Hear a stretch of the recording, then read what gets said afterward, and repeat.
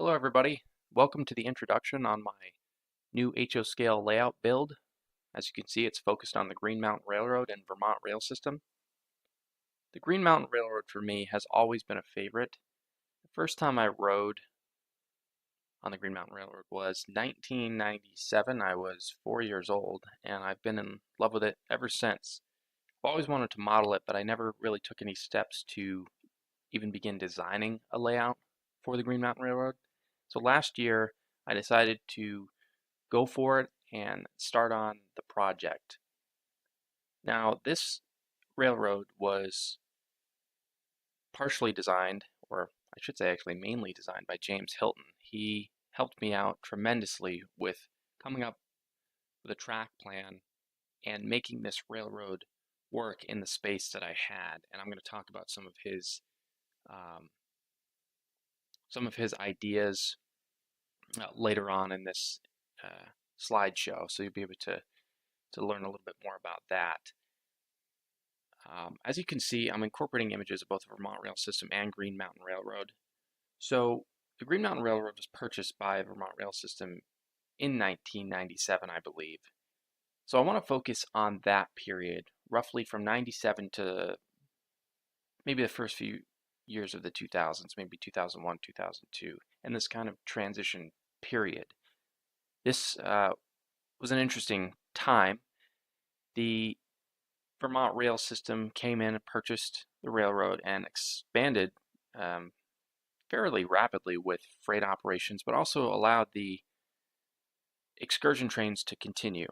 And I think it's very interesting modeling the 405 and its typical excursion train, but also allowing for modern operations, modern freight operations. So that's something that I wanted to incorporate in this build and focus on that. The first thing I wanted to talk about was the bench work of the layout. So to begin, the space that this layout is being built in is not large by any means. It's 9 feet by approximately 8.5 feet around the wall layout, and it's built in an L girder style. This is something I've never attempted, never even thought about, but I did some research and ultimately decided that L girder was the way to go. I also needed to, or didn't really need to, but wanted to include a modular design, so allow this to be taken apart whenever necessary in case of repairs or if we moved from the house, anything like that, just to make it easier to take apart whenever something came up. So it's L girder benchwork with a plywood base and 3 inches of foam insulation board on top for scenic elements, rivers, and to be able to expand upwards for mountains and hills and that sort of thing.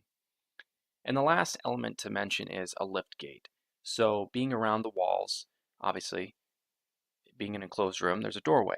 And a lift gate is something that was required. I had originally thought about a lift out section, but I wanted to challenge myself a little bit and build a lift gate, which is something I've also never done.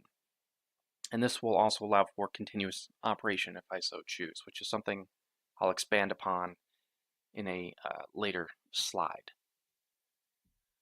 So, as I mentioned, James Hilton helped me out with this layout. I was stuck and I couldn't come up with ideas in such a small space.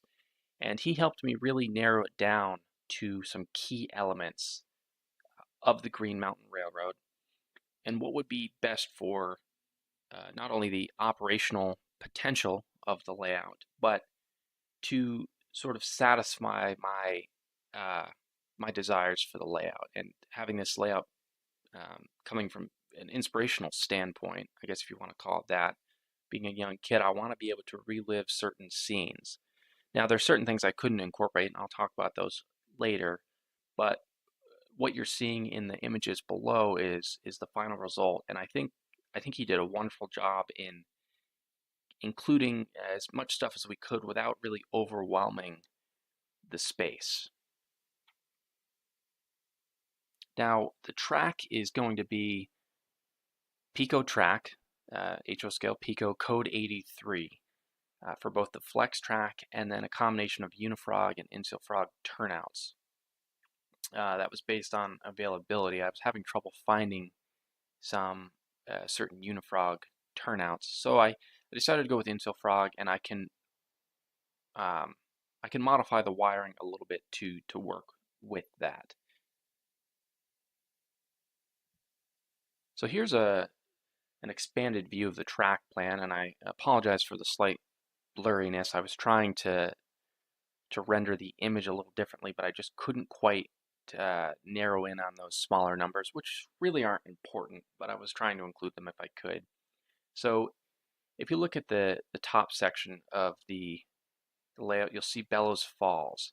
Now Bellows Falls is where the Green Mountain Railroad excursion trains used to depart from when I was younger, and they would continue on to Chester, which you see down at the bottom, and certain excursion trains would go even further, I believe all the way to Rutland, but I'm not sure. I never did take that journey out. I only took the Bellows Falls to Chester, which is what my focus will be on anyways. You see on the right side of the layout, you'll see North Walpole, and North Walpole is only a short distance right across the river from Bellows Falls, but this is where the engines and the passenger coaches and other rolling stock is stored. And there's also an industry there that I'll talk about in a little bit as well. So there's essentially 2 yards, a diamond, a mainline section on the far left, and then it comes into Chester Depot, which has a runaround. So the operations for passenger train would start in Bellows Falls, work its way down the main, arrive at Chester, run around the train at Chester before returning back to Bellows Falls. And that's the basic operation for the excursion trains. And then there's some freight elements incorporated in there as well, which I'll talk about in just a minute.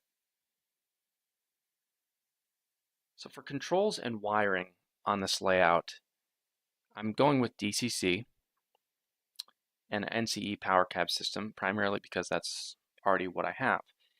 I am thinking about things such as proto throttle and systems like that, but I haven't gotten that far yet.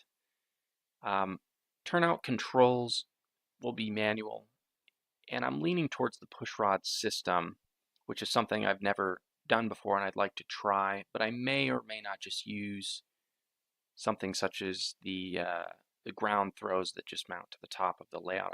I've used those in several projects, and they work great. And I do like being able to sort of flick the switches by hand. I feel like I'm really more involved in the operations and actually the conductor when I'm doing that. So I may or may not go back to that, but it's just an idea at the moment. So I'm going to have functional signals and crossings. This is something that I've never done. I've always just had non-functional.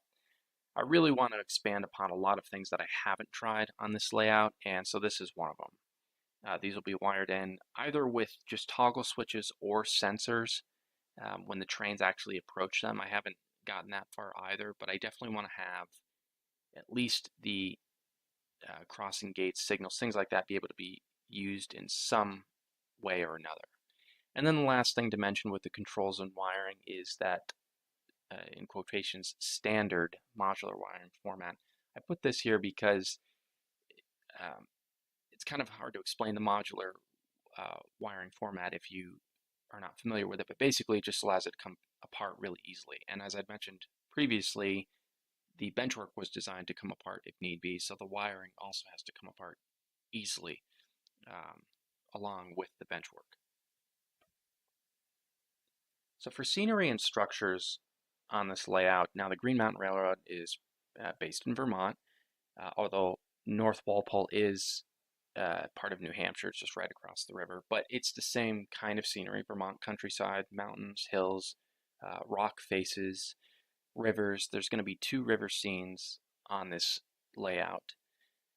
And then in terms of structures, primarily scratch build is what I'm leaning towards, or kit bash, depending on what I find.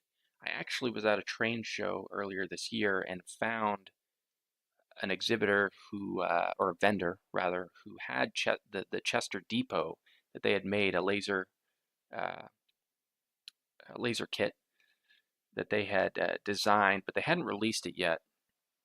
So I'm hoping that that will come out soon, which is fantastic. I was had actually purchased another kit that I was going to use in uh, instead of scratch building a Chester Depot, but once I discovered that, it's a no-brainer. So there's two stations, Bellows Falls Station and Chester Depot. That's the main portion of the excursion train that I'll be modeling.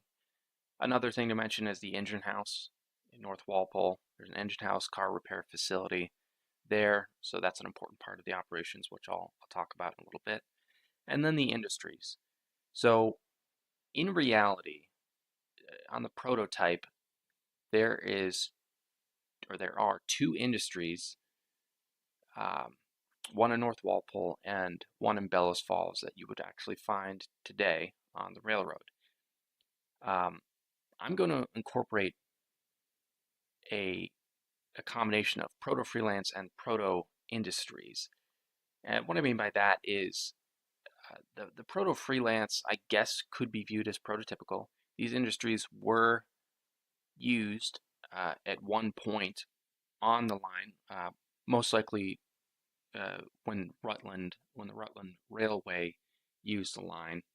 But I'm sort of going to bring those back, and on my layout, it will be as if they never stopped receiving rail service. But I kind of consider that proto freelance based on the fact that in today's modern world, those industries are not used, and I'll expand upon that in a few minutes as well.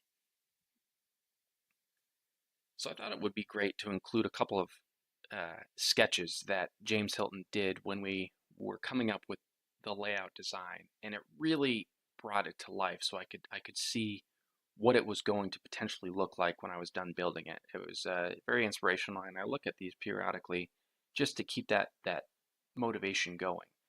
So what you're looking at here is North Walpole, New Hampshire, and the engine house. In reality, this is actually a roundhouse and a turntable, and I couldn't include that on the layout, but I will talk about that in a minute as well.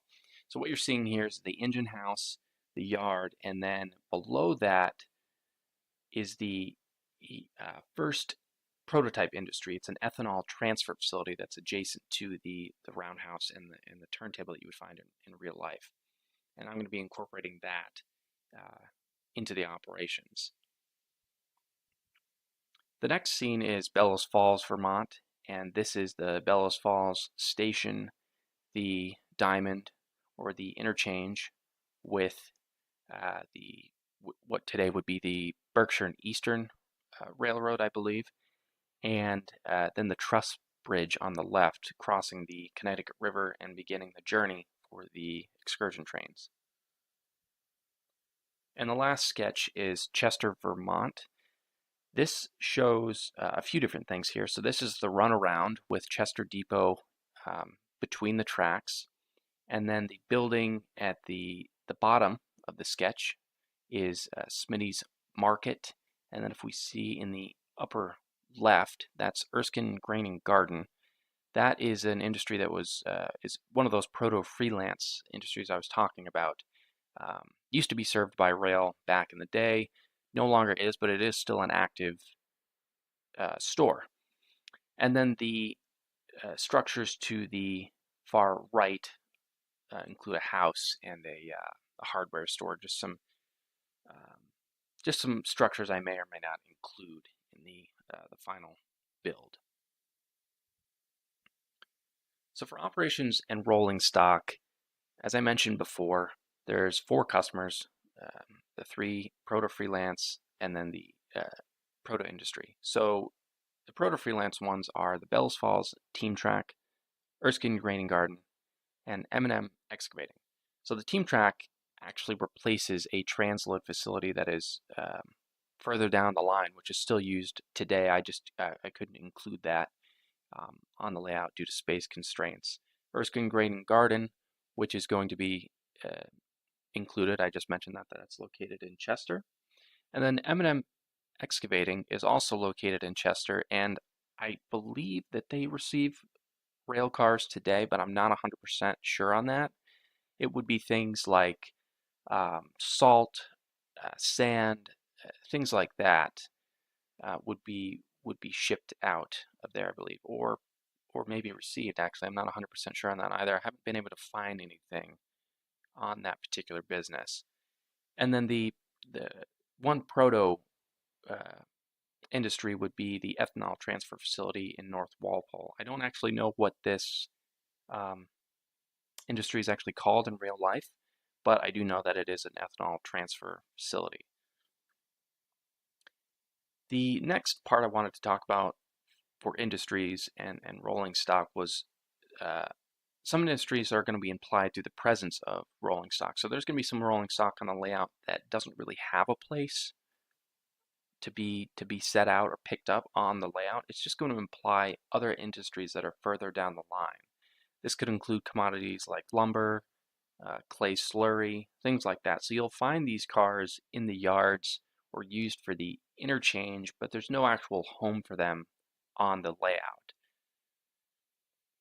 So the excursion trains obviously are going to go between Bellows Falls and Chester, and this is the primary reason for the layout. I'll be making some custom rolling stock, some custom coaches to be pulled behind 405. And then lastly, the layout can be used with one or two operators, either in point-to-point or continuous modes. So it'll primarily be me operating the layout, but if I ever had a friend that came over, wanted to run trains, there would be that option. And it can be run in point-to-point from Bellows Falls to Chester, or continuous using the lift gate. And the lift gate is the only reason for that. It's just to allow the trains to simply run around. Sometimes, I mean, I love switching cars and building up trains, but sometimes it's nice to just let those trains run around the layout, take some photos, and just sip some coffee or something. So here's an expanded view of the layout, and this gives a better view of what I've been talking about here. So I'll just kind of point out all the elements that I've discussed so far. So if we look at North Walpole, here's the ethanol transfer facility served by these two tracks. And then adjacent to that is the engine house and car repair facility. Now, as I mentioned before, in real life, there's a roundhouse and a turntable, but due to space constraints, that just wouldn't fit. The footprint for a turntable and a roundhouse together takes up quite a bit of space, and unfortunately it wasn't going to work, which was a little disappointing. But I think having an engine house there will suffice. So this track here, this long spur track here, this is actually where they store freight cars, or sometimes the passenger coaches when the excursion trains are not in service. So I'm just going to use that as the same thing as a storage track. If I'm wanting to do freight only, I'll set the coaches off to the side, or vice versa. So here's the first river scene, Connecticut River, where the train crosses over from North Walpole into Bellows Falls Yard. And the excursion train would nose into this spur track, load up the passengers, and then continue on its way back out of the spur, and then continue through the diamond and across the bridge. The other part that will be incorporated in Bellows Falls Yard is the team track that I mentioned previously. So that'll be somewhere over in this vicinity here, and that'll just add a little bit more operational interest. And again, some of those implied industries through the rolling stock, those cars you would find here in this yard, they'd be stored, they could be moved further down the line and set off at Chester to continue further north, or they could wait here to be interchanged with the Berkshire and Eastern. So the trains will continue across the Connecticut River again, and they would continue on what would be approximately an 11 or 12 mile journey through various scenic elements, the Bartonsville Covered Bridge and things like that. before arriving in Chester. And Chester has the runaround where the train would run around the coaches and head back, or depending on the trip, could continue further north, picking up passengers in Chester and bringing them to Rutland. So this is Erskine Grain and Garden here, and that's one industry. And then this in the lower left is M&M, or will be M&M Excavating, and that's the construction materials that I had talked about.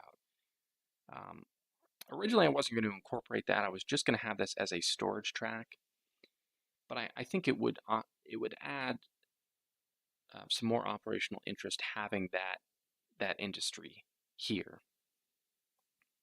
And then this would be the point in reality where it wouldn't normally connect. This would be heading north to Rutland, and then there would be a track continuing down here from North Walpole that would just end.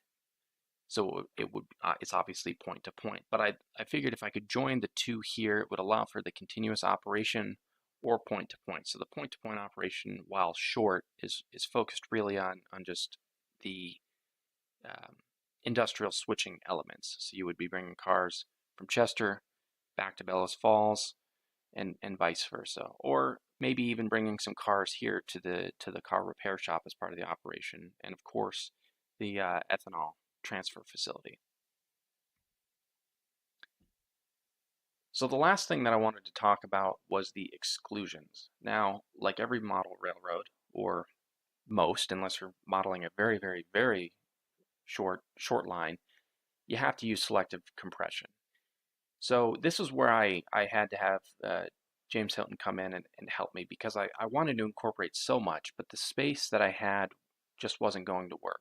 Now, I do have a full basement available, but the main reason I chose a smaller space was, one, it would cost less to make a smaller layout, and two, we have a cat that's just sometimes likes to jump up and knock things over, and as we know, trains are expensive, and I wanted to eliminate that if I could.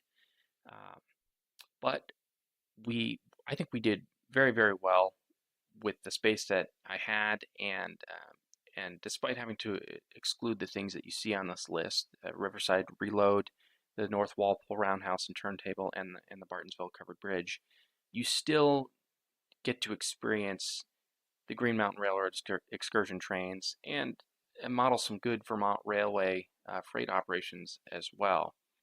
So if you've never worked with James Hilton, I highly recommend it. I mean, there's plenty of other modelers out there who do fantastic work as well, but I can't say enough about James Hilton. He's done a phenomenal job, and it's really helped bring this project to life. Now, I've already started working on the bench work, and it's well underway, and you can expect a video in the very near future on the progress of that. I wanted to get the bench work completed first, and then be able to show that and what I have come up with in terms of that L girder and modular format. And then you should see regular updates from that point forward. So I hope you've enjoyed this brief introduction into my new build. I'm very excited to get this thing going. It's been on my mind for many, many years, and it's going to be great to see it come to life and to see 405 pull on those coaches through the Vermont countryside.